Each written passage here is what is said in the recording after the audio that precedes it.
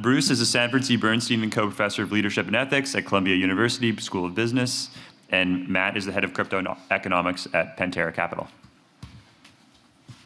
Hey, thank you. It's true, Jeff, it's hard not to talk without walking around, but since I'm doubly exhausted from a long trip, I'll take advantage and stand here and use this microphone. Also, this is not really a lightning talk that means PowerPoints. It's more of a, we just heard a thunder talk, just all noise but no pictures, so don't be too disappointed. I teach governance currently for a long time now at Columbia. I did that before when I was working in INSEAD in France, and I do a class on solving social problems, which overlaps with, I think, some of the concerns in this room. Matt will describe himself when he comes up here. It is joint, because we talk a lot together. Matt was a PhD student at Wharton, went on through his amazing career he's having, and he's taught, and he's, what did I say? Wharton. Wharton. I was once at Wharton. I don't know why, a long time ago. I don't know why it sticks. So Columbia is so much greater, I guess. And we had a lot of discussions with each other, and we want to talk about something which is moving in the directions of not DAOs, but maybe SAOs. With SAOs, there's the social autonomous organization sort of ideas. It's interesting that we just had Jeff talk, super rationale, super symbolic, followed by the meta governance description, talking about kind of other ways to think about it. Did not mention the word called the tacitness aspects of organizations, which is kind of a different model, but a related model, and it is also the foundation of a lot of discussion right now going on in the DAO space. You read Buterin and Weil's articles on attestation and so on. We hear this. So we're going to talk about this real quickly on my part. I am running a small project on AI and democracy, so if you're doing this kind of stuff, I'd love to talk to you while I'm here. And I want to get Connor's project, DRC, off the ground on getting data and research going too. So it was, Matt and I were talking, as we often do, even though he's on the West Coast now, and he said, well, why don't you talk about your microfinance work? So what did he mean by that? So microfinance is a really interesting example of what trust means and doesn't mean in some ways. It was designed, Joe Stiglitz, Nobel Prize winner economist, comes in and says, this is the design you have to have of this. That's something dealing with social liability, so a joint liability rather. So if Connor's in the group and he doesn't pay, I have to make good on his on what he defaulted on. So therefore, I am incentivized to watch him what he's doing. He's incentivized to watch me. So it's kind of like some of the spirit of a cryptocurrency governance structure, where people are incentivized in a decentralized way to keep an eye on each other and to verify these transactions, verify his honesty going forward. So this was kind of the background to it. They did a lot of experiments in the past 10 years or so, and they actually found a lot of experiments don't show that. They show that even when you take away the joint liability, people still cooperate pretty much just the way we described before. We monitor each other. For whatever reason, we keep an eye on each other, and we look for honesty and whatever. And something has to do with sociality. I'll just leave it there. There's something which is sociality, which is found in many places, many organizations, which are critical. Which is why when you take over a firm, and Jeff, I just say this to be provocative to you, a firm, there's still a residue left besides what was paid, and that is the value of the ongoing organization. What do you actually, how would you value that? It wouldn't actually maybe, be different. In some ways, now I'll go this real quickly. How does a DAO create trust among its members? You all know this, how it works very well. So we have obvious things that sounds very similar to what the microfinance structure actually is. It's decentralized. The problem is, how do I trust my various peers in this peer-to-peer system?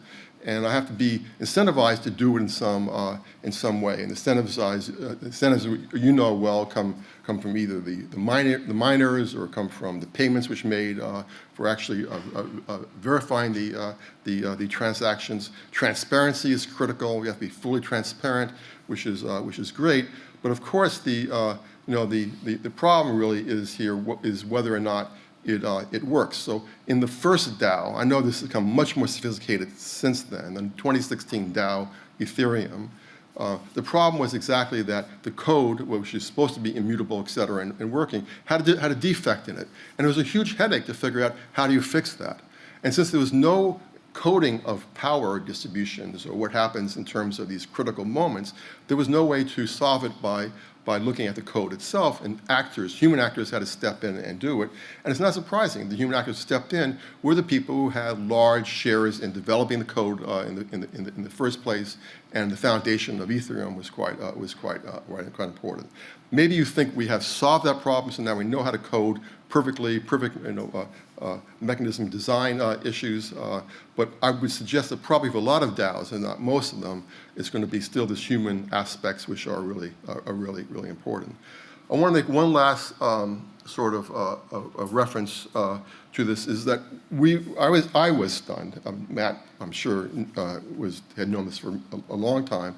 When I read the first Matt Jackson here at Stanford Buterin whale paper on attestation. So in terms of identity, I can verify Connor, but by doing this through social networks, by looking at where he graduated from, looking about his other coming to a conference, which would count towards being credentialed, we found that super interesting, along with quadratic voting sounds super interesting as well, because of the entrenchment problem, which Jeff just mentioned a little bit earlier. And there's lots of technical solutions to this problem, and many of you have embodied this as well. But there's also a lot of problems with the proposal. And the proposal, we can see it is going in the wrong direction when you start credit scoring people, almost like social credits in China. It's a little bit unfair, and I don't want to. I'm just trying to keep you awake on this point.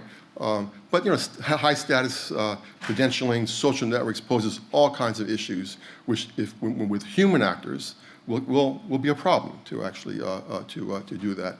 So you often feel this in the CS space, because you find that people respond and say, "Hey, that's not actually fair. That's a violation of norms." One insight, when Andhra Pradesh announced that you could fail, you're free to default on your loans. 90% of people who borrowed defaulted on their loans. It's the microfinance loans. The amazing part is 10% did not. And that's kind of a great hope that there's some people, for whatever crazy reason, actually pay their loans even when they have no legal obligation to do so. So there may be some way to think about this social world which is realistic in terms of this heterogeneity in terms of people's compliance, which could be something we could talk about a bit later on. I'm going to turn this over to Matt Stephenson, who's going to do all the tooling discussions and other things about liquid democracy and so on. Thanks very much. Oh, Bruce. Well, you can come back up for questions. Anyway, thank you, Bruce. Anyway, hi, everybody. I already got nicely introed twice, so I'll just say hello and get right into it.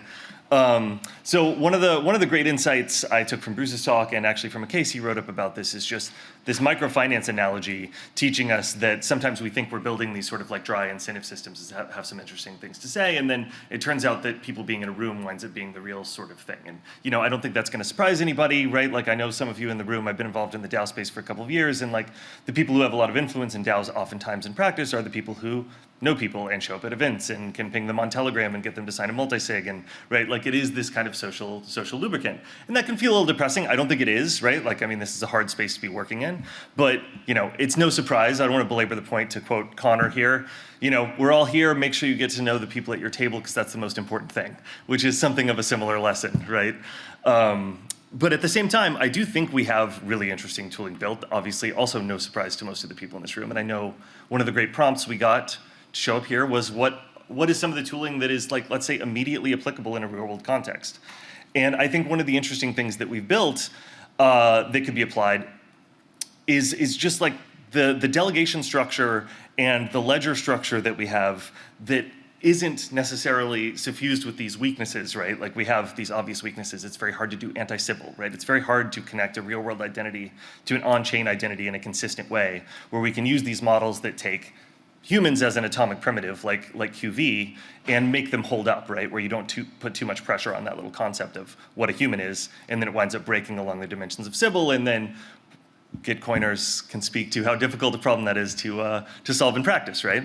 And so what I'm going to do is try to shill open democracy as an interesting way to think about applying tooling to a real world sort of proposal that doesn't have these weaknesses that we face when we try to do them on chain. So Open Democracy is this proposal from Helene Landemore. It's a great book. You should read it. I'm not an expert in it or anything, but I think it's very cool. And the idea is sometimes caricatured as latocracy. That you basically randomly pull somebody from the polity or from stakeholders or whatever, and they become your representative for some fixed period, let's say a year, 2 years.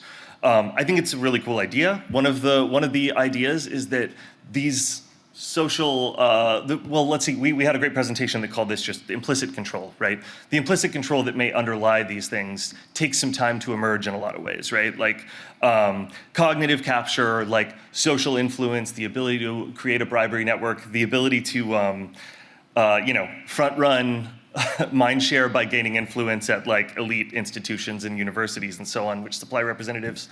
That's me winking at everybody here.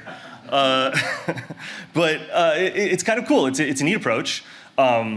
It does actually not require you to have anti-Sybil because you're literally taking a person, right? It's fine to have this person represented. And then the immediate objection everybody says, which makes sense, is, well, what about expertise, right? What are these people going to know about water rights? Obviously, the counter argument is most of our representatives don't seem to know a lot. We think maybe anyway, maybe they do know, I don't know, right? Like I just say. But are they really elected on expertise? You can debate that, right? Certainly, many are great people. But I do think we have some interesting rails for that already, right? You can imagine you use, is it HATS protocol? Is that why you have HATS? Okay, HATS protocol is here. Cool, I gotta get one of those hats if you have extra, by the way. I don't.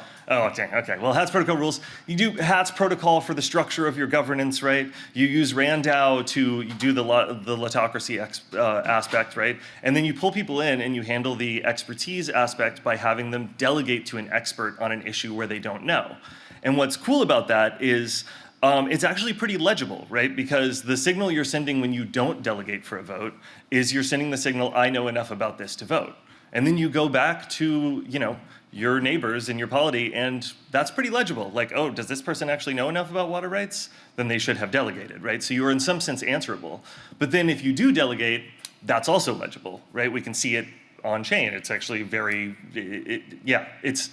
it has a nice kind of transparency, and that's sort of leaning into one of our strengths, because in some sense we have kind of like both too little privacy and too much privacy on chain, right? We have too little privacy in the sense that people can recover what you're doing, but too much because we can't effectively anti-Sybil, right?